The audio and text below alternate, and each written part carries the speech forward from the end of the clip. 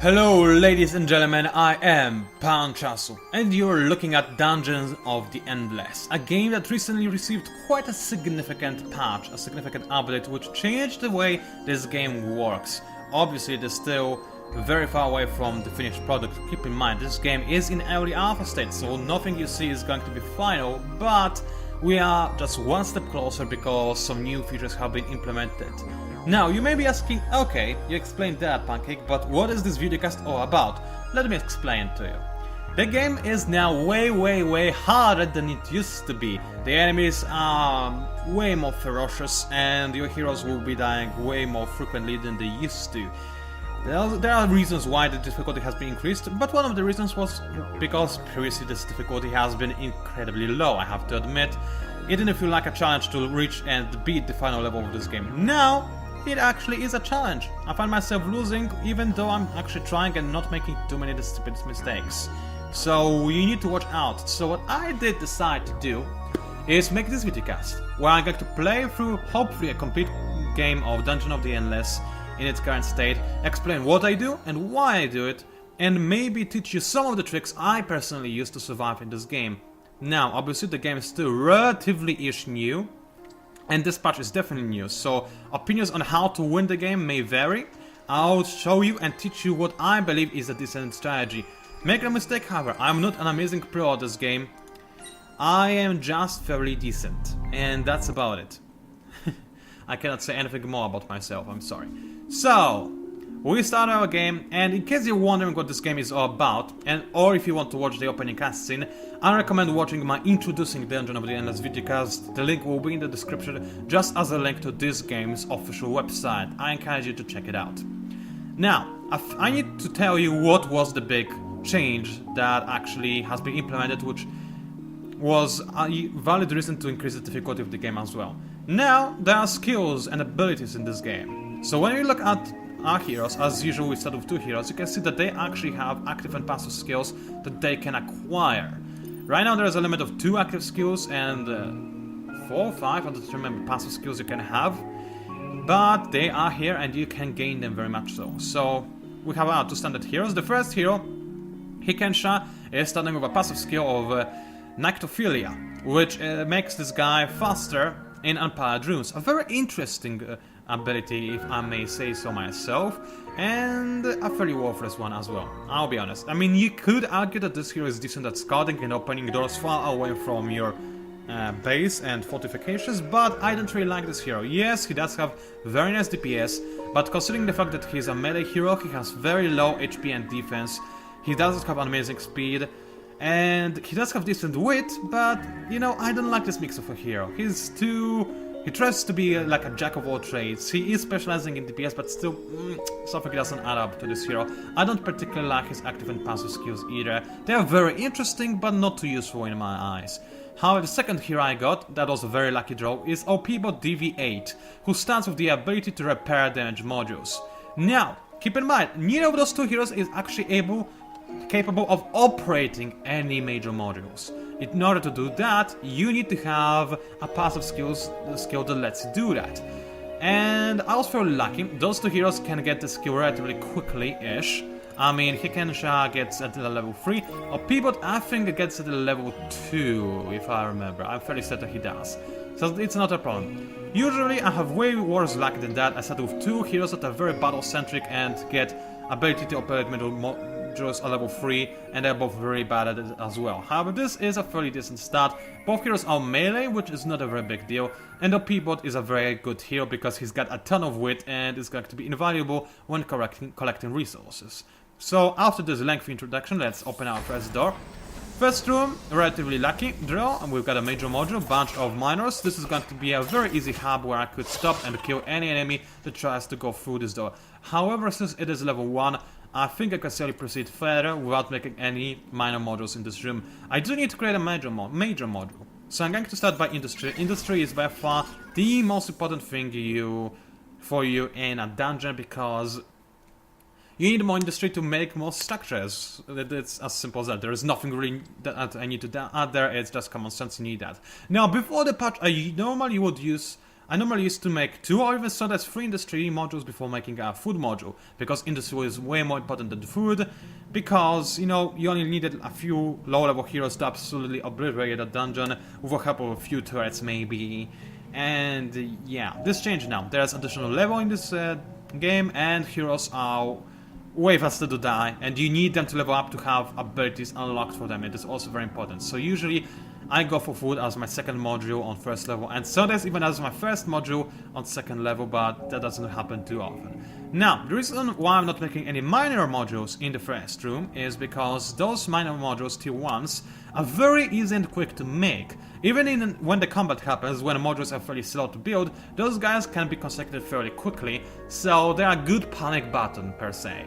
When you are being overwhelmed, you can just spam some of those and they will be completed in a relatively quick time, thus allowing you to actually save yourself and not bother making them when there is no need to make them.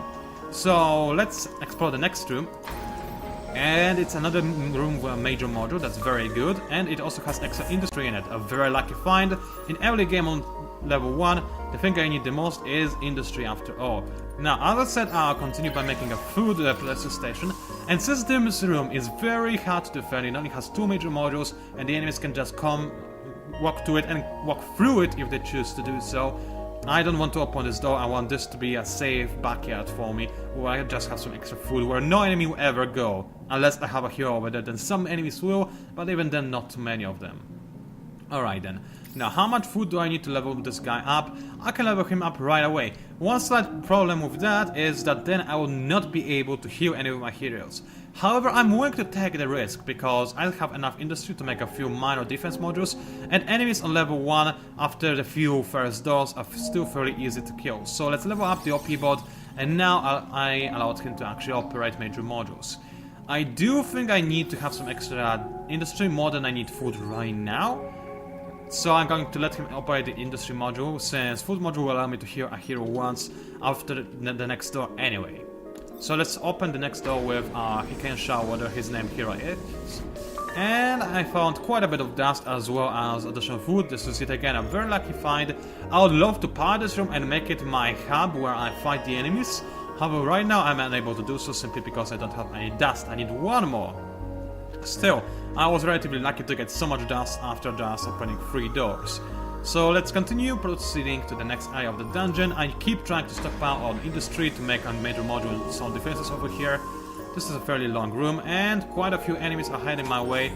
They are not too threatening. I think I can take them on with 2 heroes combined, especially since one of them is at level 2. If anything goes dire, then I can repeat. Now, the reason why I don't really like Hikensha too much is because after his first skill, he also gets some additional skills that make him more powerful in unpowered rooms. But unpowered rooms cannot power any turrets because they have no power. And without any turrets, you heroes can die very, very rapidly. So that's why I don't like this hero too much. He has interesting abilities, but they're not too useful, unfortunately.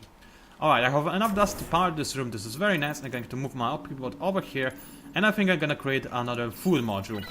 And I'll probably proceed by creating a bunch of turrets, because this is most certainly a place where there will be combat, and I want to have those turrets ready just in case a lot of enemies are going to spawn. They will not spawn just yet. Right now there's only 1 wave that can spawn, but soon this can get out of control. So this room is worthless. It's just a dead end where the enemies can spawn. Fairly annoying, but nothing I can really, there's nothing I can do about it really. So let's proceed to the next room. Some enemies, not a big deal. And the first wave has spawned, but yet again, it's not a very big deal because I have a lot of defenses and some heroes. I really do like tier 1 turrets. They have a decent DPS and they're very good at picking off enemies that your heroes somehow missed, which does happen more often than not. Okay, I've got initial power conduit, which is nice. I can power this room even though it doesn't matter too much, but at least it disallows the enemy waves to spawn in this room.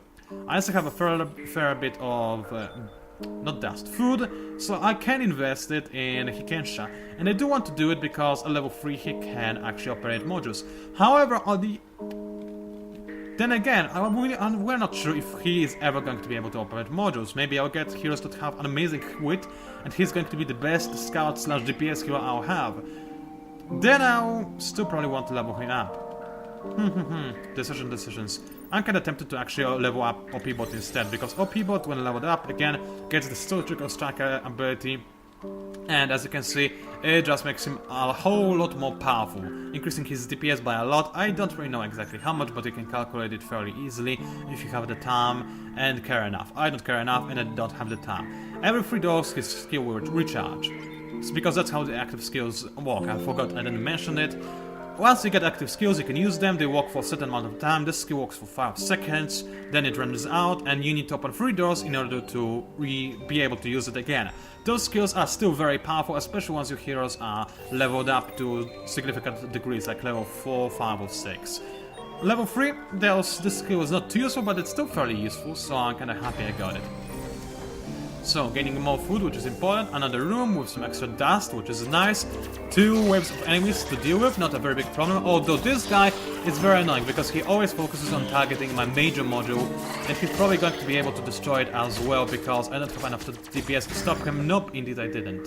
If I used Surgical Strike, then I could have stopped this guy, but the unfortunate truth is that while commentating, you tend to overlook the simplest solutions and think a little bit slower just because you have to multitask. So I made a little error over there that you should be able to quite easily avoid. Unfortunately, I do not have the industry to reconstruct this food structure just yet, which is annoying, but it's nothing that I cannot really do anything about it. So wait a second, let's keep exploring this room, but before I do that, let's move OP-Bot over here, make ourselves gain some more industry, since I do need it, and see what is behind this door. Because opening doors is what this game is all about. A very long room, with a ton of dust and some food in it as well. We got a wave spawn that spawned, that's okay. Let's move OP-Bot back over here, let our hero gain... Oh, no, he didn't have time to gain the food, because there are some hero hunters. I call those hero monsters like this because they always prioritize killing your heroes and they'll hunt for them in the entire dungeon, ignoring your defenses, which is fairly annoying, but you can deal with that. Right. With the amount of industry I have, I'm thinking about creating an industry module now instead of a food module, because I do have a decent amount of food. My hero, OP-Bot is leveled up to level 3, which is decent, and I don't really intend on leveling up Hikensha just yet, or whatever his name is. What is it anyway? Hikensha. Yeah, I actually pronounced it right. I cannot believe it. Also, I gained a 6 food, wow, good English, bro, from this table, so I could actually level this guy up. And I think I will, just because it does give him some more armor and HP, which is fairly important. Wait. Yeah, and he also gains more wit, which is unimportant because he's still unable to operate major modules. But he does gain an active ability, Warface, which is fairly cool. It makes the enemies weaker when fighting in powered rooms. But even in powered rooms, it's still a useful ability since it does increase the attack power of Hikensha. And Hikensha, as I mentioned time and time again, has a fairly decent DPS. So having even more DPS is always a decent idea. Alright, I got a very nice hero. I call him Tiny because I cannot pronounce his name. I don't have to have the food to hire him just yet, but I will do so as soon as possible. This guy is a really good guy. I prefer him to my Hikensha hero just because, even though he has less DPS, he's a way better warrior, what I would consider a warrior at any rate, because yes, even he does have less DPS, but he has way more HP, he's got more speed, he's got more defense, and all in all, he's better at surviving fights against enemies, and that's what I expect from my heroes. This guy has better wit and better DPS, but all in all, he's just too mediocre. Whereas this guy, he's actually really crazily sick, really good. Especially once he hits level 5 and 6. His abilities, man, on level 5 and 6, he's just unstoppable killing machine. You have to see it. So I need to hire this guy, but I need food to do this. So what I am going to do is, well, first things first, if at all possible, I want to defend this guy, make sure that no enemies spawn in this room, and also, the other thing is, those 2 rooms, after I power them, there's no way any enemy is ever going to go in here. So I can just create modules over here, like there's no tomorrow, and ignore the cost of defending them, because I'll never have to defend them. So let's start by making an industry module over here, because I do need a bit more industry, and then I'll make a food module over here. Meanwhile, there's a slight problem. Oh no, there's still the door over there. Okay, never mind. There is no problem. I wasn't going to say anything. Forget you had anything. Alright, opening this door. And what is behind this door? There is a merchant. This is good, means no waves are going to spawn. Fairly annoying though, and we will need to protect him because merchants are also very important. Because items are the only way you can transition dust from one level to another. You need to buy items and have them equipped. Then you can still keep them for the next level. And this is the only form of dust you are allowed to carry to the next level. If you buy items and not equip them, then they disappear just like all your dust does. So merchants are very important. Enough said. I would love to buy some items, but you never ever buy any items until you're ready to proceed to the next floor. There are some exceptions, but very rare exceptions as well. Also, I should mention something that I usually do. Usually, on later levels, I'm going to just demonstrate it to you, but you should know about this right now. It is not usually a very good idea to leave those rooms unpowered and have no defenses in them. Yes, leaving them unpowered is fine, but what you should do is power them for a second, make a bunch of defenses in them, and then unpower them, and power them at will whenever you feel like there's a very big amount of enemies coming through this particular direction. This is something that I tend to do a lot on later levels. Right now it's not necessary per se, but what I am going to do is power those two rooms and create a few defenses for the merchant, because this merchant is going to be very vulnerable and I don't want him dead. So actually then again, what I do need even more is this food module. So first of all, let's spend industry. Oh, I do not have it. Never mind, I need 2 industry more. So let's just make a bunch of minor modules that are going to defend this merchant. Only 3 of them. I do not care about him too much. I'm not going to spend more industry, but having some industry spent on him is very important in my opinion. I can also hire this tiny guy. I always call him Tiny. I mentioned this already, but I'm going to mention it again. So, oh people, hurry up, you're very slow. He actually isn't, he's very fast. He's a very good hero. So, yep, let's hire this guy straight away, and he's going to be invaluable at defending our location. He cannot operate modules until he hits level 3, but still, he's got so little wood, it doesn't really matter anyway. So this guy is going to stay over there, protect our people from any sort of danger, while this guy is going to scout around. And actually, who's faster? Well, this guy is faster because we are going to be in dark rooms, and dark rooms give this guy +5 speed, so let's make him be our scout. Now, usually I do not want to open rooms where there is merchant. I would normally go 2 rooms like this and continue exploring over there. So the enemies are less likely to spawn where the merchant is and head for him. However, because this room is unprotected, I don't want to have any enemies to worry about coming from over there. I'm going to risk merchants being attacked. That's why I made those minor defensive modules, so that he can be protected even if he is attacked. So I found the exit. I could nail it to the exit right away, but I don't want to do that. I would much rather continue getting more dust, food, and industry, all of this good stuff. Also, I think I forgot to make a food production facility. Yeah, don't do this. It's usually a bad idea to forget about such things. So, I have found my new hero, so as soon as possible I'll try to level up Hikensha so that he can operate major modules, and then I'll be able to gain more stuff. However, right now it is not a possibility, so let's just continue exploring. See what is inside this room. Hopefully not monsters. They are actually not monsters. I'm kind of surprised. And no monsters spawned either. This is really lucky of me. I have no idea what is happening. I guess the game lacks me for some reason. Which is strange. Usually whenever I record, the game absolutely hates me. But anyway, let's not talk too much. Let's continue to the next floor. Door, I mean. The rest room I found from over here. That's okay. And the merchant is in danger. So what I'm going to do is unpower this room and room above that. And power those 2 rooms. So that now the merchant is kind of protected. So there is that. Hikensha is probably going to need some help. Oh yes, he is. He almost died. Are there any other enemies in this room though? I don't see them right now. No, there were! Oh, OMG, I didn't notice those guys. Oh. Ah, this is annoying. I hate when that happens. Yeah, I would have healed this guy, but I was like, no, I do not see any enemies over there. Surely this guy is safe. Against my better judgment, I should have healed him regardless, because 5 food is nothing compared to losing a hero. It really isn't.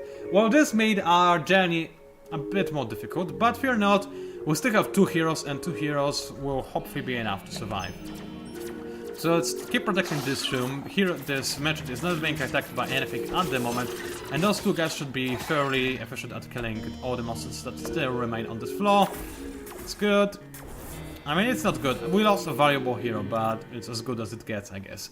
With the food we have left, I'm definitely going to level up the tiny guy, because he needs the active skill. It's a Psycho Killer skill, very nice. It does increase his speed by a ton, and his attack power as well. It only takes 2 doors to recharge, which is fairly nice. It basically makes this guy way more useful, and it also makes him survive way more, because, you know, you don't have to worry as much about him. Alright, we've got a bit of extra dust power. We can power one more room. Which room do we want to power is the question. Well, I don't think it matters all that much. I'm gonna power this room, I think, and then make all my heroes walk over here, because I do want to explore what is beyond this door, but it is also a very risky process, because if there are a lot of monsters that spawn, it will be difficult for me to protect my crystal. So what I'm also going to do is not make any minor modules, because they can be made very quickly. So let's open the door, see what is behind. Only a single room with no other doors leading anywhere. There are enemies in there, and also a ton of enemies spawned, which is fairly unfortunate. So I need to unpower those rooms again and power up those rooms. Oh, the crystal guy is also coming, which is annoying. So those guys I will be able to deal with very easily-ish with my heroes alone. But all those heroes, I mean monsters that spawned over here, are going to be a problem. So let's make some minor defense modules over here, which is actually good, because this is actually the path that I need to take in order to proceed to the next level. So I do want to make some defense in there anyway. And also I think I'm also going to spend some extra industry making defenses over here as well, just to slow the process or progress of the enemy even further. Now I will activate Psycho Killer, and I will make the Psycho Killer walk into this room, and oh no. And the enemy is actually going to make it into my crystal room. It doesn't matter all that much, since I'm about to reach the next level, but it is a fairly annoying thing indeed. So yeah, you stay over here, make sure no other enemies come through. Oh, of course you had to unpower this room, game, seriously? Alright. So now it is going to be fairly annoying. The game will unpower all those rooms that I wanted to power. To keep powered, but okay. Our crystal is taking damage, which is really bad. I should have moved this guy in here as well, but it's not a very big deal. As I said, we have discovered the exit, and that's why I kept this room for last, because otherwise I'd still have some problems defending against this guy that much over there. Sure, I should have made some defenses now that I think about it. I just overestimated the DPS that my heroes had, but it's not a very big deal. So, now what I'm going to do is, first of all, which hero is faster? Let's check it let's check it real quickly. This guy has 30 speed, this guy has 32. So the Tiny is going to be our crystal carrier, while OP Bot is the guy who's going to protect this guy at all costs. So first of all, I need to buy some artifacts and equip them if at all possible. Do I have anything to sell? I don't think so, but I can buy stuff. What do I want to buy? Well, zone devices are fairly nice, and I do want to buy them. They do give me some increased defense and also HP regeneration. HP regeneration 3 is fairly pathetic. Don't be fooled by that. It sounds amazing. It really isn't actually, but everything helps. And this is the only way I can spend this dust now. So let's buy that. Yes, I know it will empower my modules. I'm completely fine with that. I could buy another one, but there's a problem. Trying to get to the end of the level is way more difficult now than it ever used to be. And the reason why I say this is because the difficulty has been increased. The waves after you pick the crystal up are way more frequent, and sometimes you may be in a little bit of the despair. So, by purchasing another artifact, I would empower 2 more rooms, leaving only 1 room powered, which doesn't matter at all. It's like having no rooms powered, because this room has no defenses. I could make some defenses in it, but they would not work anyway. Instead, I can keep those 3 rooms powered and have some defenses on my way to the exit. So, normally I would probably risk it, but since I'm making a videocast of this, I'm recording a videocast right now, I do need to play safe, because I want us to proceed as far as possible. So I think there's nothing else I need to do. I could level up my tiny guy, but then I would have not enough dust to heal up, which is a fairly bad idea, but I can equip him with zone device, which he will need because enemies will try to kill him furiously after he picks up this crystal. So I think I'm going to keep my OP bot over here, since there will be probably quite a few enemies spawning in those 3 rooms. So having this guy over here is nice. Those defenses unfortunately will not be useful. They'll have no power ever, so let's pick up this crystal and head into the exit room. The first wave has spawned, obviously, in the exit. It had to happen, but that's okay. So far so good, not too enemies spawned. It is level 1 after all, level 1 is still relatively easy, so I'm not too worried about anything. Now the thing is, you cannot activate the abilities of your crystal carrier. They also have their abilities disabled, so don't be smart, don't try and give crystal to a hero that has ability to increase his speed, because he will not be able to increase his speed while picking up the crystal. Still, it worked out okay. We finished our first floor, and I believe this is good enough for the first videocast. Sure, it is relatively a short one, but then again, 25 minutes is the kind of length I like on my videocast, and since we just finished one floor, I think it's just, you know, it makes sense to pause here and continue in the next videocast. So please, leave a comment, I like them, leave a like, they help me, and maybe even subscribe to my channel if you are new to it and you like what you see. As always, feedback is appreciated, and do not be worried, I'm still yet to show you some more advanced tricks that are not useful until level 2 or sometimes even level 3, when things go a little bit more dangerous. Anyway, thank you very much for watching, and I'll see you online.